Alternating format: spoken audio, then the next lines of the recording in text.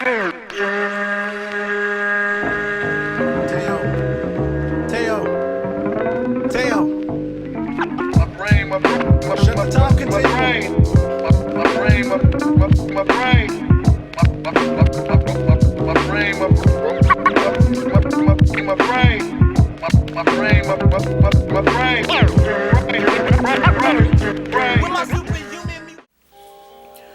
up, bitches? It's the misanthropic one, aka He Who Hungers, and I'm back up in this bitch for another rant/review. I know a lot of y'all been waiting for this review, so here we go. Macklemore and Ryan Lewis's latest album called This Unruly Mess I've Made. Now, the reason it took so long for me to actually put this review out is because y'all know I like having the physical, number one. Number two, the only way to get the deluxe edition, and y'all also know I'm a sucker for my editions. The only way to get this is to order it off his site, so it took a while to get here, and I also had to absorb the music as well. So hopefully you enjoy the review anyway. But if you want a history lesson on these guys, check my last review for the Heist, which was their previous album. But majority of the world should know who these two are by now. So be that as it may, let's get into the artwork. Deluxe edition comes with this felt casing, and it's pretty sweet. To be honest, I really love the artwork on this shit. Kind of reminds me of the Step Brothers album, Evidence, and an Alchemist album, Lord Seppington. They had a nice felt. It was almost like a slipcase. This is much more thick. Get your heads out of the gutter. But yeah. So let's open this up. Pretty dope right there. Got a little bit of credit action going on over there. You got a bunch of inserts here, but before I get into that, let me just show you. Alright, so there's the CD, mimicking the artwork on the front. And on the back of the CD case, or what holds the CD, is the same hand holding the flame that's on the front, and also on the CD over here.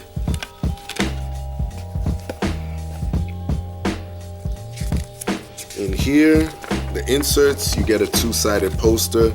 One side of this poster has the tracks along with the features on here, and on the back, I guess it's supposed to be Macklemore and Ryan Lewis, and just some crazy ass artwork. I guess it's the Unruly Mess They've Made recording. That's how I'm interpreting that as.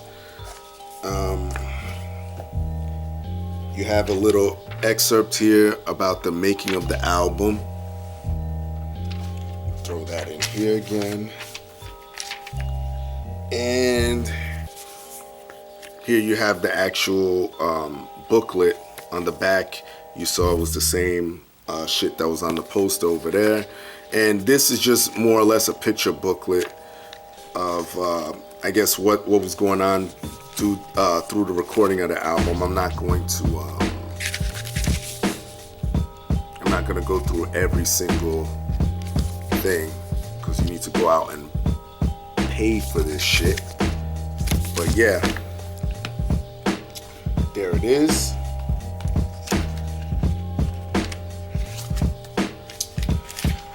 Let's get into this. Production, I'll get into that with the pros and cons. Features on this album, well, the reason I'm going to do that is because Ryan Lewis is the main producer on here, so I could just talk about it all at once in the pros and cons. Features on this bitch, you have Mike Slap, Melly Mel, Grandmaster Caz, Kumo D, Eric Nally, XP, KRS-One, my favorite MC of all time, Vince Staples, DJ Premier, Ed Sheeran, Leon Bridges, Chance the Rapper, Anderson .Paak, Idris Elba, YG, Carla Morrison, Jamila Woods, and Ryan Bedard. So you got a shitload of features on here.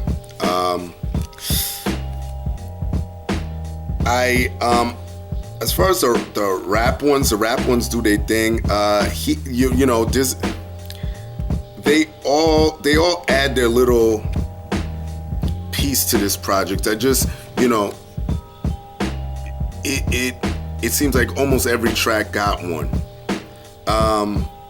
And there's 1, 2, 3, 4, 5, 6, 7, 8, 9, 10, 11, 12, 13, 14, 15 tracks on here. So you got a lot of features on here. 15 tracks. Let's get into the pros and cons. Pros of this album.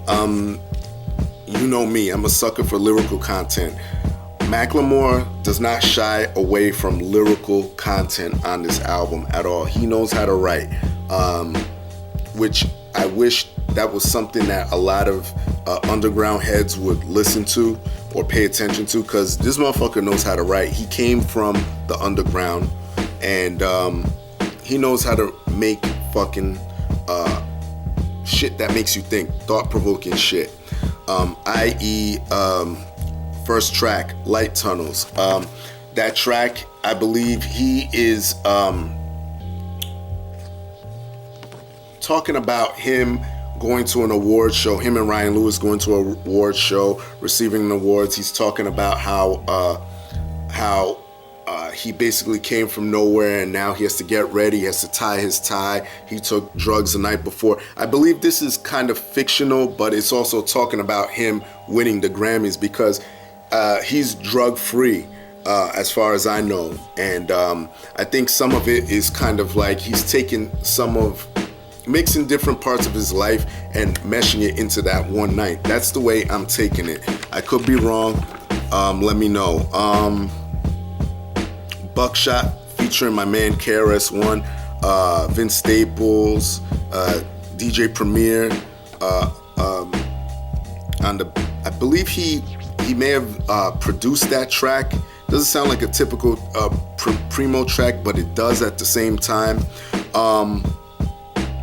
Great track there. That track is basically an ode to graffiti, because KRS-One is an old graffiti head as well. So they're talking about graffiti on that. Straight hip-hop shit. Growing Up, featuring Ed Sheeran. Great track. He's talking to his newborn child on that track. Kevin, featuring Leon Bridges. Great track. I believe this dude, Kevin, he's talking about is a guy who overdosed. I'm not too sure if there's a change if he changed the name. You know how some of these writers do. But I believe that's the guy's name, and I guess he wanted to be a rapper too, or something like that. But he lost his battle to drugs, and he's also going at the American establishment as well for selling prescription medicines, or drugs so whimsically. Like, that kid doesn't want to learn, so we'll just say he has ADD and throw pills at him. So shouts out to him for that. White Privilege 2, I talked about that already. I did a whole video on that. This motherfucker has a song about spooning. I mean, who does that? You know what I mean? Bolo Tie, featuring YG. I'm not a big YG fan, but his verse on there is fucking dope. So shout out to YG on that. His flow's good. He knows how to adapt to a beat. But the strongest point about this album, I believe, is his ability to write songs about real ass shit, which, that's usually what I gravitate to. Cons. Much like his last album, much like, Macklemore and Ryan Lewis's last album, I keep concentrating on just Macklemore. Keep forgetting this is a duo album. He is, he's mainstream now. It's safe to say that. And he has songs where he is just, you can tell, like, all right, we're gonna have to cater to these dudes.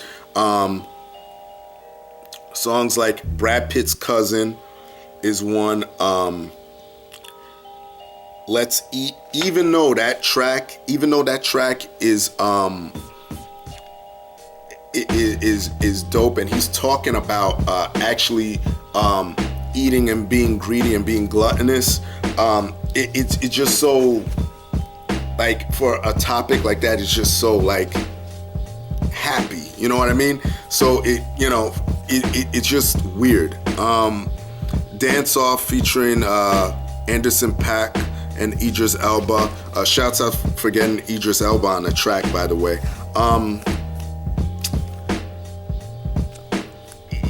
These are songs that he already knows.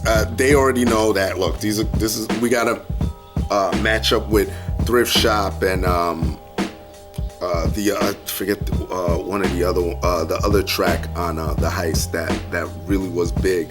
But we'll just use Thrift Shop for me not remembering the other one. But yeah, he has songs on here that are,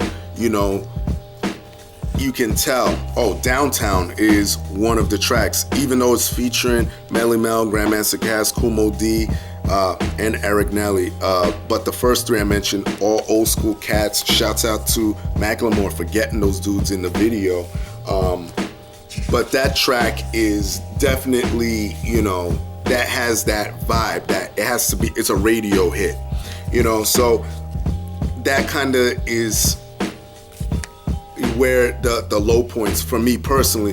Production, like I said, I was gonna mention,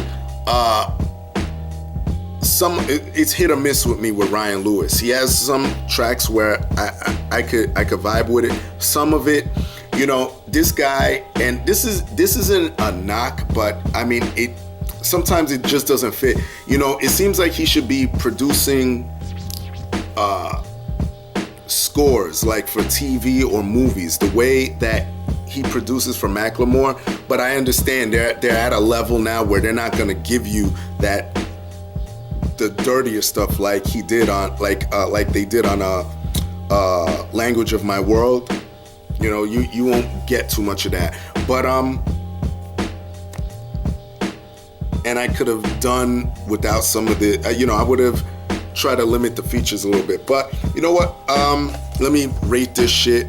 I would give this probably a 6.5 out of 10. It's not bad.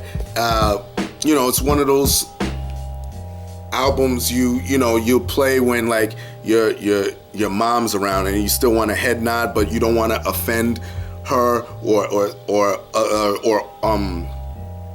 people who are easily offended. You know what I mean? Like, this is the type of music you would put on there where you could kind of vibe with it and everybody else could kind of vibe with it too. So shouts out to Macklemore and Ryan Lewis. Y'all